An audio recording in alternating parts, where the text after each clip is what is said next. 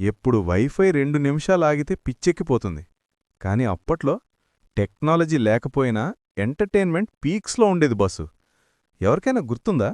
Tape రికార్డర్లో reel బయటకొస్తే అది మళ్లీ లోపలికి తోయడానికి పెన్సిల్ వాడి తిప్పడం ఒక పెద్ద మెకానికల్ ఇంజనీరింగ్ ప్రాజెక్ట్ మనకి. చిరిగిపోతే సెల్లోటేపు వేసి అతికించడం అదొక సర్జరీ.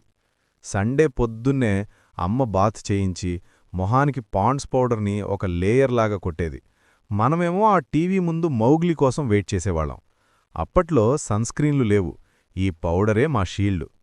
ఆ గోలీ సోడాలో ఉన్న గోలీని లోపలికి తొయ్యడానికి మనం పడే తిప్పలు, ఆ సౌండు, ఆ కిక్కు ఇప్పుడు స్టార్బక్స్లో కూడా దొరకదు. ఇంక సమ్మర్ వచ్చిందంటే రస్న కలిపి లైన్లో నుంచోని తాగడం అదొక రేంజ్ సెలబ్రేషను. మేము పేపర్ ప్లేన్స్ బ్యాచ్. మరి మీరు పేపర్ బోట్స్ బ్యాచా?